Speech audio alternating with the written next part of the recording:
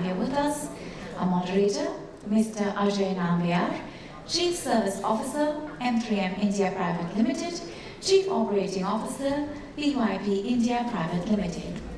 So a very warm welcome to you.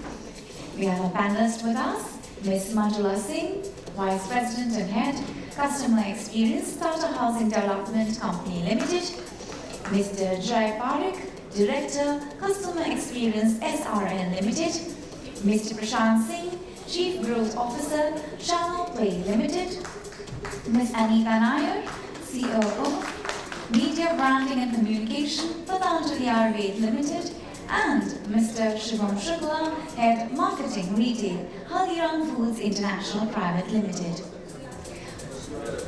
Ladies and gentlemen, request you to please be here because this is the final session before we close the event.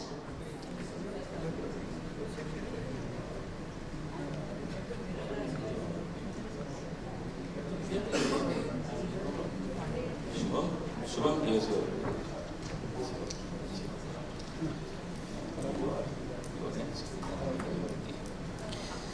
On that note, I hand it over to Ajay sir. Thank you. Am I audible?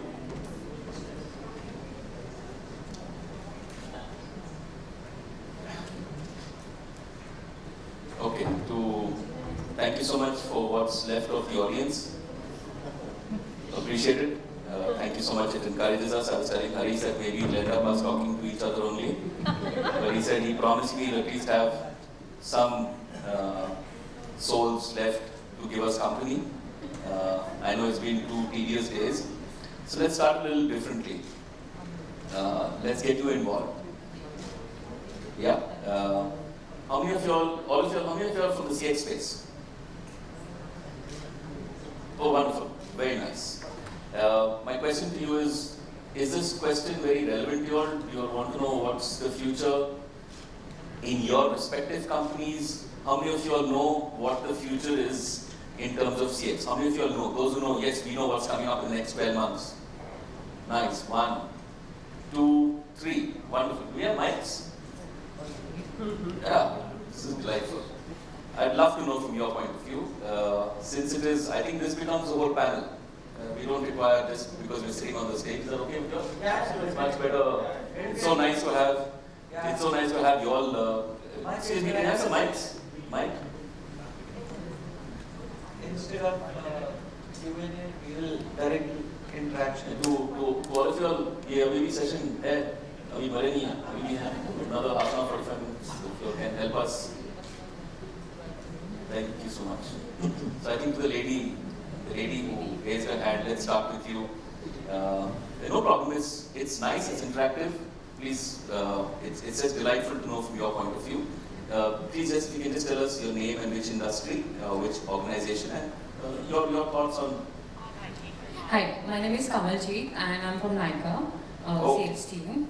And for the next 12 months, I think we're focusing more on being more of proactive in terms of customer service and working towards process enhancement and going to the next level, what we've been hearing from last 2 days. So I think more or less that way. Okay, so just one question on that. What is the biggest pain or trouble that Nayyar faces that you'd like to address in the next, say, 6 to 12 months?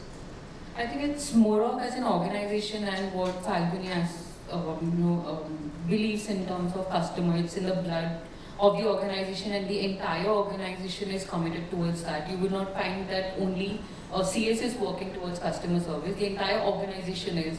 And even if there's a small complaint which goes to FN directly, she ensures that she looks into it and it's addressed within that stipulated time which is given up. So I think as a challenge, what we see is that one complaint. So even if you're having complaints, so we take it very proactively as a learning opportunity. And that one complaint also which is coming up is taken as an edge case. And there's a team which has been set as a crack team who works into it in terms of understanding how to ensure that it's not a repeated complaint. So I think that one challenge is something which as a CS department we're working towards it. You raised a very valid point, and I think I'll take your question and open it. Is it okay if I change the format a little bit? Yeah. Change it a little bit. In your organization, in my organization, it's we call it a promoter-led organization. Right? Typically, it's an owner-led organization as opposed to an MNC or a brand. The thought processes are very, very different. So I completely empathize and understand from where you're coming. Let's take an MNC, Tata, Manjula, from your perspective. The difference in how a complaint is treated, and I think that's the source of any pain is a complaint, is where it starts from, is very different. I've straddled both sides. It's my first experience in a promoter-led organization. I've been on the other side with professional organizations, and I see a distinct difference. But I'd love to know your point of view on, you've been 9 years with Tata, the Tatas, that how does it get treated, because it's a professional setup. Absolutely. Right? How does it get treated? So, thanks for putting this question to me, and very passionate and very close to my heart, because I have been managing this piece for the last whatever time that I've been with Tata, you said 9 years. And every complaint is treated as a very serious matter, however small or big it may be. We deal in properties which are for the lower end segment to the high end segments, worth say 8 to 10 crores of properties also. And for us, it's every single complaint is as crucial as whether it's coming from a 40 lakh or 50 lakh worth of property. So we actually build homes, we construct and sell homes. And if a property is worth 35, 40 lakhs, a complaint coming from a customer owning that property to a complaint coming from a customer who owns a villa or something worth 10 crores or 8 crores. So we do not differentiate in terms of prioritizing the resolution of the complaint, as well as understanding what went wrong in that complaint. So if there is a RCA, root cause analysis to be done to ensure that this segment of mine who's facing this particular complaint does not get to face a similar issue again. I spoke about this segment of mine, not the customer. The customer's problem will get addressed, but if one customer of a particular segment, so if my value home customer has come up with a particular kind of issue, I would like to do a root causing and figure out, if I plug this, will the other customers also be taken care of and this issue will be resolved. So our focus is to give top priority to every customer issue without differentiating between a high value segment or a low value segment or mid value segment. Secondly, the approach is to also do a root causing to understand if a particular issue can be forever taken care of. And we keep eliminating therefore categories. We keep deciding, we keep taking up categories of complaints. So categories are category we divide. And then when we do our complaint reviews, we try to look at the trends, and we also try to figure out whether my top 10 categories are the same from the past, or top 10 may say we have eliminated 2 or 3. Maybe some others have crept in. But it's a point of happiness that I have removed 2 or 3 categories from my top 10 that used to be earlier. So just on that, Manjula, just fair. The reason I want to stick to the question is, let's take delegation of authority in terms of authorization limits, right? In a professional organization, they are very structured. Yeah. They're structured, they're approved by the CFO, by the CEO, and you have a structured thing. If there's a decision that the customer says there's no fault of mine, let me go back to you first. So you got a complaint in one of your stores that the experience was poor and the cost of product was 3,000 exactly. That could be a fair estimate. Yeah. How quickly is the turnaround to resolve, approve, sign it off, and move on? How does that work in your organization? So one is the complaint management and reporting is integrated. So as soon as there's a complaint which is reported, assuming it's a normal customer reporting, it's not a senior management escalation, it's come to the central team, and there's a limit that we've given to the front-end teams, be it agents or the in-house team. We've given them certain level of empowerment in terms of limits, which they go ahead, do their checks, we have a checklist, and they empower. Assuming Upfront, in the conversation, there yes, itself. Yes.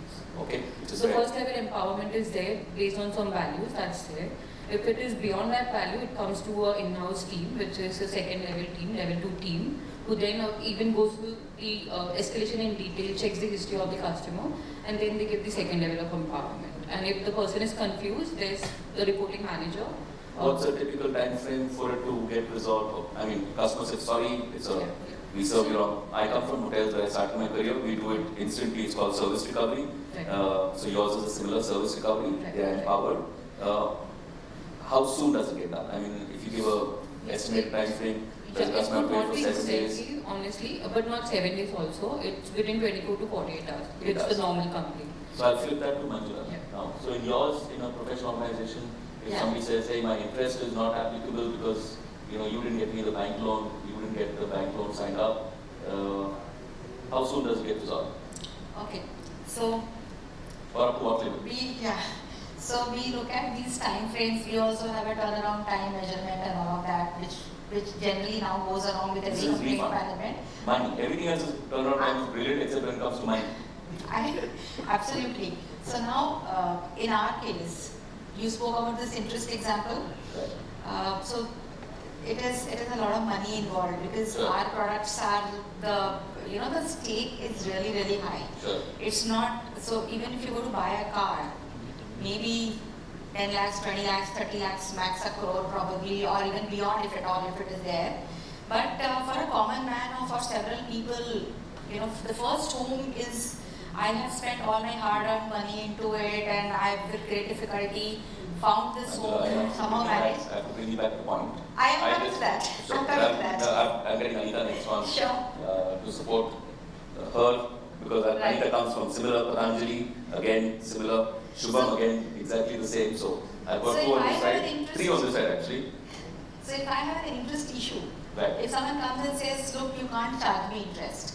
Now, if it is within my delegation of authority, which is within my authority, we also have a delegation of authority metrics. Our values obviously are much higher than any other retail brand. So if it fits into that category, the relationship manager or the supervisor can take a call and then give it away. Yes.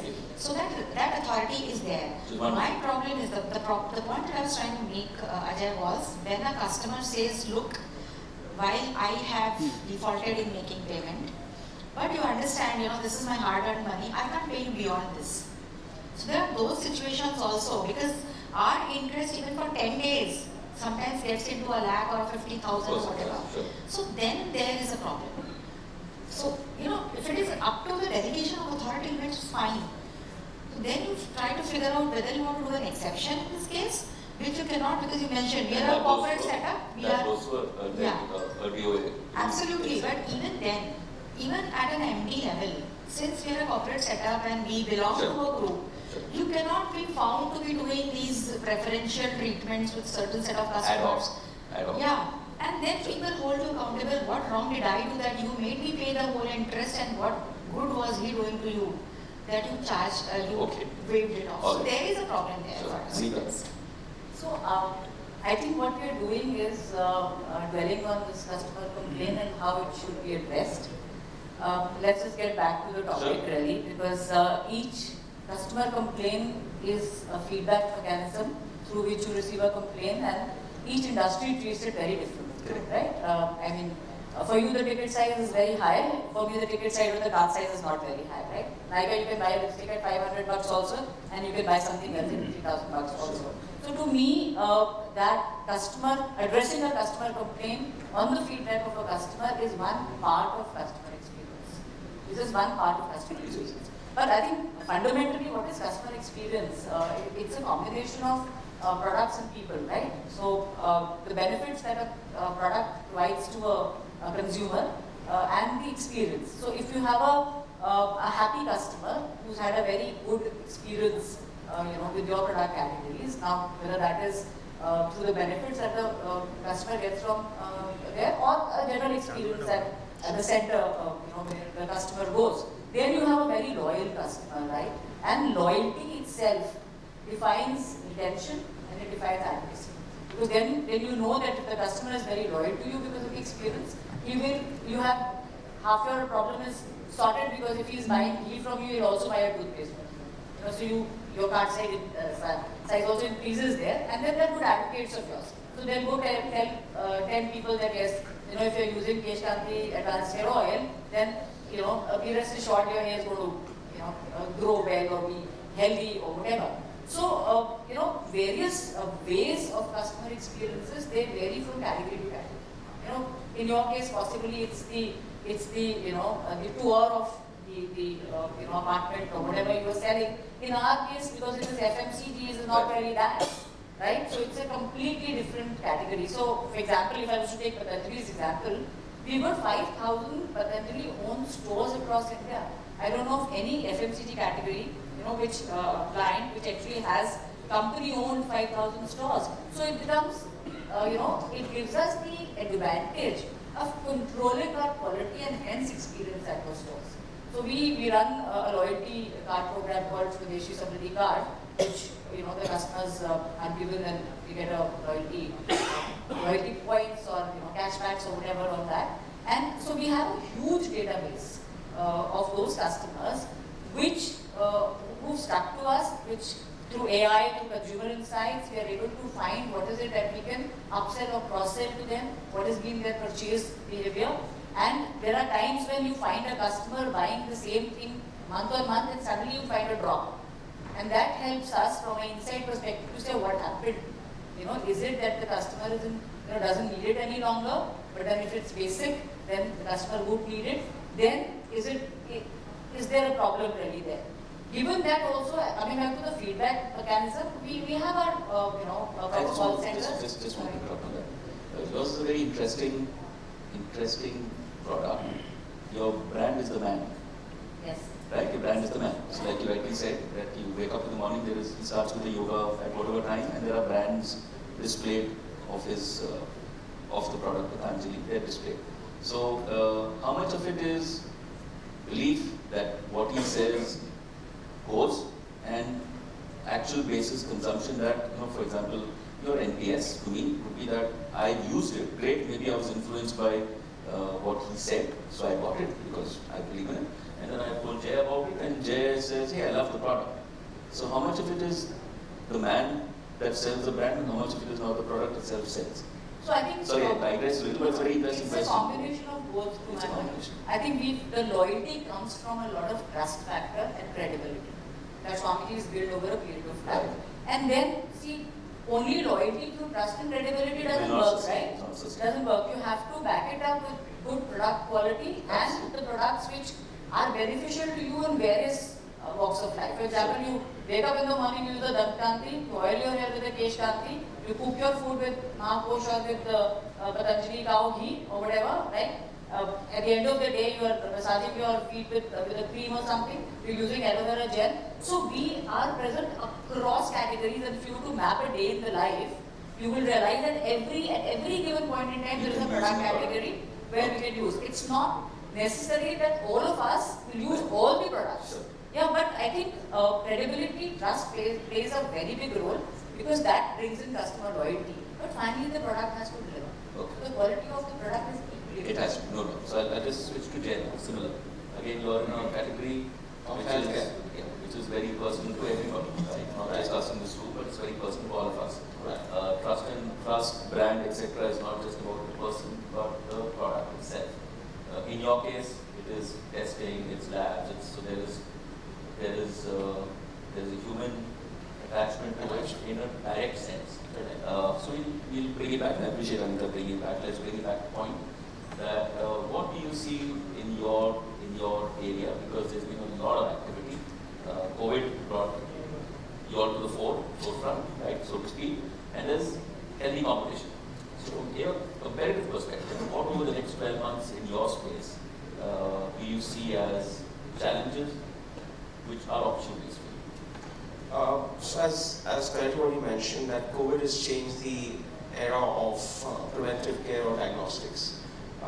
So today people want everything at an ease of their home, at an ease of their mobile app. So they're going more digital, and moreover, they are now taking decisions. Earlier were the days where people used to walk into a doctor and say, what, I've got some backache or a fever, what do I do? Doctor says, prescription, go to this lab and get the prescription. And actually the person should take only those and you should go to that particular lab. In today's era, people are taking decisions, okay, I want to choose either an SRL or a metropolis or Dr. Lal. And then they try to cover a holistic picture of all the battery of tests. So they become more preventive. In today, post-COVID, I think people have started doing preventive checks at least once in 6 months to be sure of what's happening in the inner health of their body, and then taking the right decisions. So that has been one game changer. That is now you're saying it is no longer Actually, for something to happen. Yeah. People are now more proactive because they've seen the impact over the last 2021. Exactly. They've seen the impact. Absolutely. So it's a lot more proactive. Absolutely. That's a very interesting change in Yes. In the the industry. customer Yeah. itself. And then you have new veterans coming in, like Red Cliffs or these new Haldiram's or Tata Energy, who come in the market because they see a huge potential of preventive care. Because I remember a few statistics around 4 years back, 5 years back, preventive care was hardly 7%, and today's moved almost around 21-22%. So they see a huge potential in preventive care or diagnostics, and maybe hence we have some new veterans coming in the market. Yeah, right. And it's not just the extension to that would be look at the way people are now treating insurance, especially health insurance. Right? Absolutely. Earlier it was somebody had to tell you why did you get it, and you say nothing's going to happen to me. I'm immune to anything which gets affected, that I can get affected, and absolutely are. So great, Prashant. So in our case, actually, what happens is that we are serving in B2B2C space where all of you are my customers because all my solutions. So you are my direct customer, but ultimately it depends on if the end consumer is happy. So the overall experience to the end consumer, how we are empowering that. So we have created very stringent KPIs in terms of the turnaround time for any kind of query that is coming. So let's say I am a further excellent diagnostic or anybody. So whether my technology is deployed or my people are deployed and they are capturing information. So to enhance, like I heard Nika's example. So to enhance that, we blended with people and technology to enhance the processes and to give a very great customer experience. In fact, one of the brand promises that we have is to deliver great customer experience. Now, how we do it? So, we have done something that is like future, for future, but it is already in process of evolution. So, how it is happening is that, let's say, a Nykaa salesperson is on ground. So, how is that person is reporting the overall experience of a retailer? So we have an app which has everything from geolocation to time spent, everything it captures. And then most of these CRMs actually see this is to empower the user so that user experience through the technology is amazing and the person can deliver expected results. So what happens is that most of the time when we are expecting certain results, so user is struggling to deliver it. Now why we got into why? We use the first principle and we found that most of the tools in the market are actually marketing led tools which are helping do marketing of the product, but they are not helping or empowering the sales people to get that tool to work like an assistant. So AI, how we are using. So like let's say I am here meeting you all. So my tool will automatically check, my app will check and check my geolocation and tell me that there are other people also whom you haven't met recently in like 15 days, 20 days, whatever. Do you want that it will be useful to meet them? That kind of assists, it will start showing. Interesting. So then if I have to go to your consumers where I'm serving you, but ultimately I have to enhance their experience. So how do we do that? So we do members engagement, the loyalty members, the customers, how we get into their engagement. So we create personalized experiences through these information which are coming. We have created NSDL integrated our system for any kind of KYC which throws an API call takes information. So overall, all these things like seamless technology which we are building, constantly improving, and with blend of human touch, this is giving an amazing customer experience overall. Shubham, Haldiram's again, it's a well-known brand, it's terrific. terrific to have you on the platform. Give us your thoughts. Which I'll again come back on thoughts on that. She mentioned 5,000 stores. In a distributed environment, how are you able to give a consistent quality of experience to the customer irrespective of where? So I'll repeat that with you also after I've done Shubham. How is that? Because you look at today's environment, actually it's booming. So for SRO also it is booming, right? So you require more manpower. It's not all driven by tech.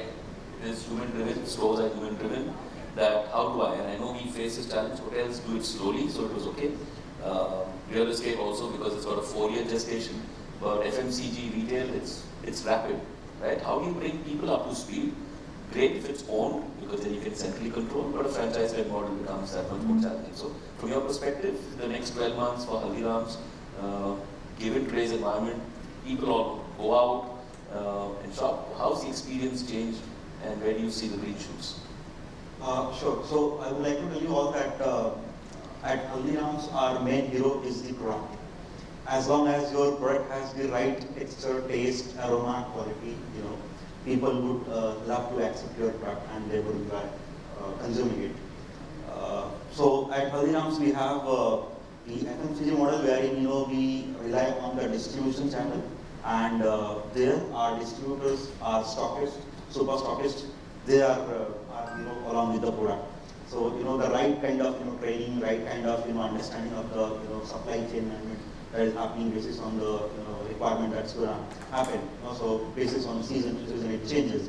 And at the same time, we also have retail stores, and all the retail stores are company owned. We also have restaurants, so all of them are company owned. So right skill set of the right people communicating with the customers and giving them a personal touch is something that keeps us selling very happily. So that emotional attachment, the personal touch when it comes to the restaurants and retail stores, and the product ethos going down on the floor in the market through those distributors and the super stockists is something that we emphasize a lot. Okay. If you notice on the panel, the brands that we represent, these are brands. I think the brand, as Anita said, there is a trust in the brand. So it's not something that was overnight built. It was not something that just came up yesterday. All of them have a legacy of a brand which has been there. And based on that, you have your set of customers who come, right? They are loyalists from that perspective. How are you able to maintain that in a rapidly expanding environment? Because moving from your tier 1 to tier 2 and tier 3, the experiences obviously will have to be fine-tuned to suit that market, that micro market. How are you able to still maintain that kind of an experience? For example, to ensure that the products on the shelf are removed before the expiry. I'm just taking that as a random example. But how are you able to maintain, because the trust, which is what I think all of us can talk about, is the trust in the brand, is what people will come to you for. But a simple thing like a product expired on the shelf affects the brand directly to whoever the person at the top is. How is that done? So I think technology plays a big role here. Of course. Yeah. Yes. And at Patanjali we run a 250 people IT solutions company. Okay. Not many people know Very about interesting. it. Very interesting. Not many people know about it. The entire distribution management software is run internally. Okay. Right? So we've created a DMS for our stockists and distributors, which gives you proper information on expiry, stock, inventory, whatever is available. So that gets fed back into the system. So at any given point in time, there is a status across those 5,000 stores on, Okay. whether there's a batch number getting expired, so you need to move that fast, or what is, something is, getting out of stock and the demand is there. So I think that particular thing, because it is all technology based and it's fed in, and technology is a huge enabler of this. Because I think very often we talk about AI and HI, which is, to us, AI works here and HI works at the store, right? So there we have a proper system and we can track that. which is very important. And because like I mentioned earlier, because the stores are owned, we also run immense amount of training programs so that there is seamless information and understanding across all of them.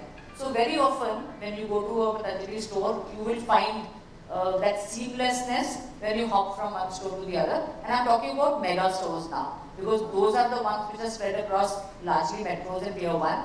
Tier 2, tier 3, we also have franchisee models. So there are Gramin Arogya Kendras, which is helping in two ways. Not only is it providing products and those kind of benefits to the consumers, but it is also helping the retailer there at large to really earn a livelihood, because they are franchisee stores there. And again, they are given that training, or they are given, for example, at every store there is a vet, because we deal in Ayurvedic medicines. So you get not only a prescription, but if you go to him, slightly of saying a doctor who's an Ayurvedic doctor, who actually tells you, if you go to him, he will figure out your problem, and will also prescribe those medicines which you can hop from one table and go to the next counter and buy them. It's a very interesting thought you mentioned this, and I like that the store, because it's a lifestyle, it's health, it's driven. The thought that you had as a model to have a vet or a doctor available there, it is such a simple brand extension. Yes. Right? It is just such a simple brand extension which people may have missed if you just want to go expand without thought. But to me, it appears to be the core. The core is better health, right? And to that extent, to have something, I think it's wonderful. What about at Manjula, at the Tatas that you are currently with? Real estate in the West relatively is very, very different from how it is in the North, right? Two very different markets, but the brand is the same. Absolutely. And real estate was never part of Tata's, it was not part of the main business line, right? It was an extension. Most of the large enterprises brought this in to sweat the asset that they had land. And then they said, hey, it's a space to be in, but the space has a lot of dangers. Absolutely. Right, from a brand perspective. Yeah. And I know that because I've experienced the same, having worked in an organization of similar nature. So how do you retain the brand values and guidelines in a space like this? So another good question. And real estate, as everybody would know, is not a very heavily regulated. It's a very thinly regulated industry. And RERA has just stepped in about 2.5 years back. So coming from Tata's, the group is known for a good governance model. It's a corporate, I think we pioneered the corporate industry, getting into a real estate kind of sector. So there are challenges, Ajay. Mumbai and I think even Delhi has now come up to that acceptance level in terms of regulations, in terms of doing business the right way or expecting the right thing from the builder. However, places like, for example, we have property in Odisha, or you go right in Chennai if you go, so these places, Boisar, for example, very close by. So these are those places where people still feel that, it has to be a builder's job is like any other normal, regular, promoter-driven builder, and therefore there need not be any governance models, there need not be any such stringent requirements. If I can't pay, I can't pay. If I don't want to give you interest, I will not give you. You have to give me my home before I ask for it. And if you don't give it to me on time, you better pay me penalty. So all these challenges are there. Having said that, it is not that all customers are like this. So there are about 85-90% of customers who are willing to stick to the good governance model. They want to be self-serviced. They want to go with the brand and they flaunt the brand. They say that they are with Tatas, and they also feel happy when we say that this is the way we conduct ourselves. This is the business, these are the terms and conditions, and this is my responsibility, vis-a-vis this is your responsibility. So there is a lot of, bringing on the same page kind of activity that happens with the customer, which is right from, so the handoffs is something that we handle very well. So from a pre-sales stage to the sales stage, and then from there, when the customer is onboarded to a relationship manager. So there are those connects that we join very efficiently so that the customer does not feel that he suddenly dropped from A position to B position without anyone taking care of that migration from A stage to B stage.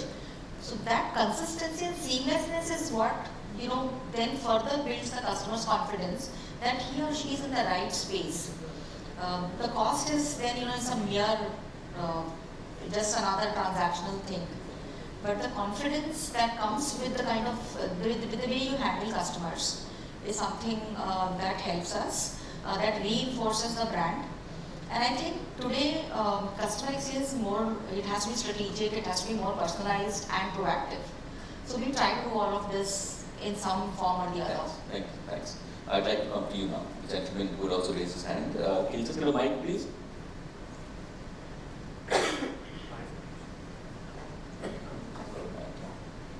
Tell us about yourself, your company, and what in your organization is the green shoots for the next 12 months. Yeah, hi. So my name is Lochan Kothari. I represent Patanjali Foods. Okay, all right. I didn't know that. Oops. Okay, it's in the family. It's in the family, absolutely. Ayurveda is a much larger umbrella that we work with, but there's nothing large or small according to us. But there's a seismic shift in our perceptions about the customer that we've been observing. I think the experts in the panel have brilliantly summed it up, as even Anita ji clearly says, as Anita clearly said, that the product has to perform at the end of the day. The wow factor that comes to us is the customer. Now, as even Haldiram's mentioned it, that I personally feel that this consistency in product which we deliver in terms of foods, in fact in the next 12 coming months that we're planning, at the risk of saying too much at this point of time, we have products that have been reinvented, but the ingredients are the same. Therefore, what you purchase will be the same in terms of the quality of the product, which is why the food category has grown exponentially today. We are venturing into newer categories of food. Today we've got Nutella, we've got soya chunks, we've got oils as a part of it when you talk about food as a larger subset. Okay. But we are talking about biscuits here as well, newer products that are coming out in the market very, very soon. That comes on the promise of the quality and not just the man, as you mentioned. Sure. Because somewhere or the other, Patanjali has delivered to tier 2 cities, not as much penetration in tier 1. That is the challenge that we face today, and that's what we are gearing up towards to reach out to the urban populace. Working with a legacy brand, as you rightfully said, is a double-edged sword, because it comes with its qualities, it comes with its positives and negatives as well.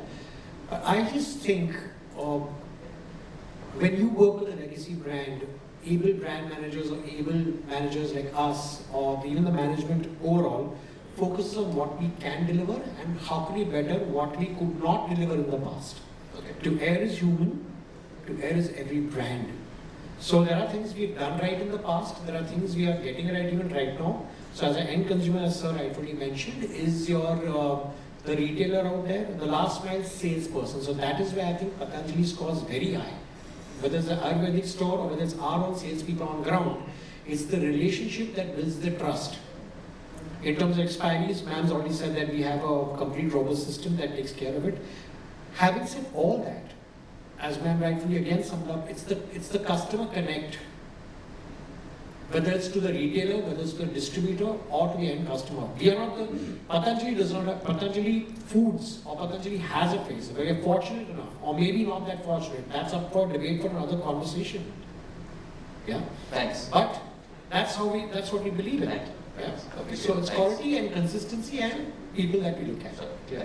What I'd like to do is we are running out of time. So what I would like is 2 minutes each to just summarize in your mind, in your industry or from your experience, what will define the experience for customers, and I leave it to both, either in your current industry or from your experience, will define the customer experience in the next 12 months as per you. We'll start with you, Shubham. Okay, I would want to go around 10, 12 years back when I started my career as a waiter. When I was working as a waiter, so I used to interact a lot with the customer.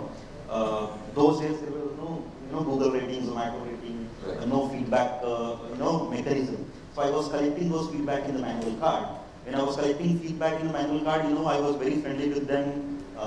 they were giving my name in the feedback, and that is how my MD asked me to start supporting the marketing team, and I from there I started doing marketing. So what I would want to tell is, the more you understand your customer, more closer you go to them, and basis on the feedback, you keep innovating, keep evolving, keep innovating, keep evolving, and that is what has to be continued. Be whether you are in 2023 or you will be in 2050. So the understanding of right essence of the customer feedback and working on it is very, very important. Thanks, Shubham. So I just realized you worked in the hotel. Yes, right? So wonderful. We share something common. Very important point on the feedback mechanism, and I agree. So in today's tech-enabled environment, we take digital feedback, right? The success rate is 2%, at the most 3%. So we do both. We do a combination of digital and we do physical. The physical is 95% because the person is in front of you. Yeah. It's just amazing the difference in that. So the AI and the HI, as Anita has spoken, to me, the HI to me has, unfortunately it is not scalable. That's the only challenge that HI has, but it has tremendous value in face-to-face, and of course then if you're standing face-to-face, then your name gets written there also, which is a positive. We'll come to you, Prashant. Tell us about your thoughts. On the next level of CS that I think personally and at my organization level that we work upon is that, we are talking omni-channel experience. Now within omni-channel, we are also building omni-platform. Like today, there are a lot of things that are happening. Like if you want something on Amazon and it is not available, then if you want something on Flipkart, then the challenge is that you have to separately register and go through the pain of registering. So shortly in future, like within 1 year, like you are giving a window of 12 months. So within 12 months, all of us will be experiencing across country that they are platform agnostic sellers. So which means that what product is available on Flipkart will also be available on Amazon. So these kind of consumer experiences are being built, and I strongly believe that technology with these kind of interfaces directly, like you said, HI, will always be there. And of course, the future is about utilization of technology as a master and giving a direction to that technology to yield benefit in our favor. So that's what I see in next 12 months to 24 months, that how it is going to happen. Great. Jay? I foresee, one is from a patient standpoint, certainly the expression also going to be at home, get it digital. From a preventive care, I foresee the next change or game changer would be genomics.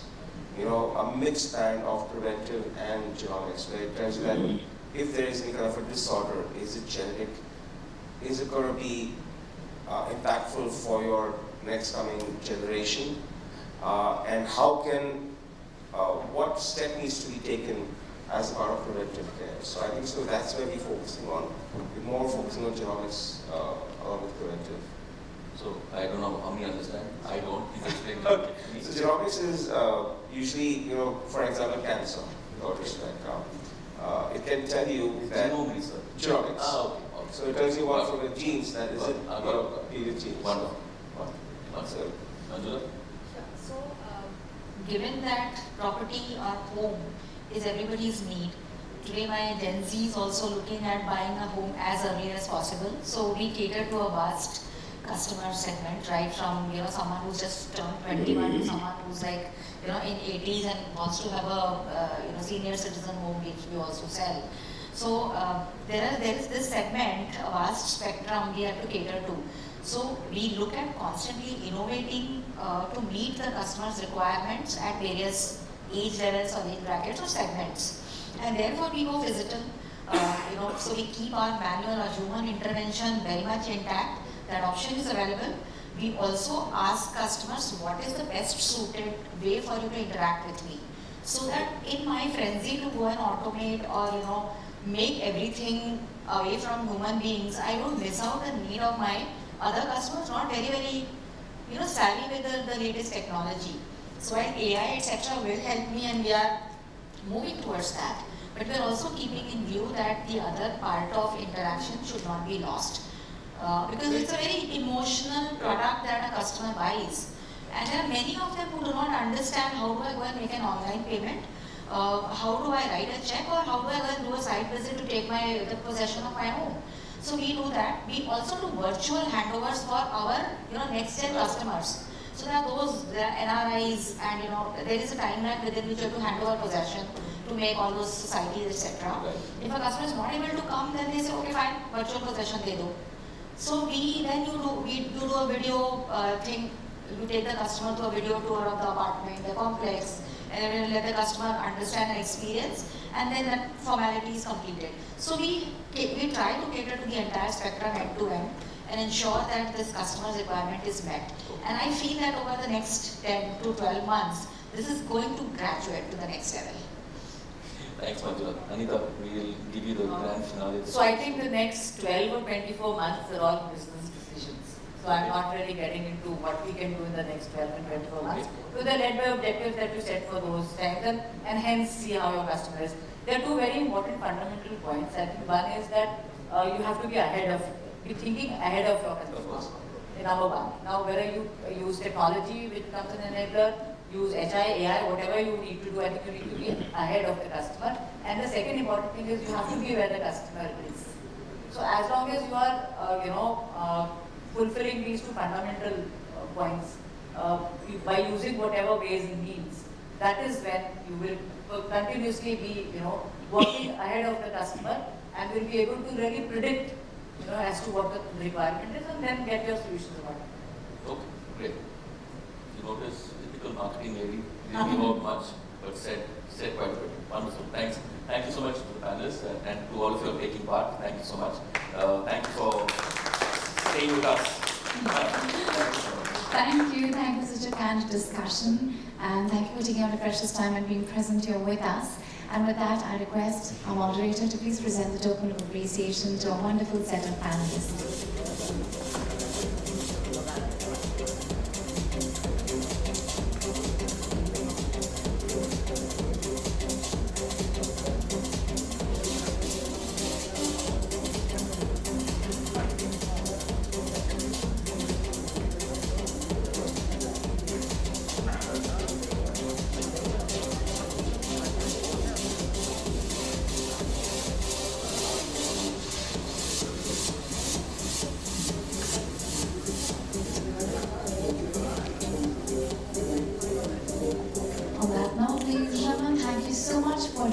Here today, as I have to give a moment to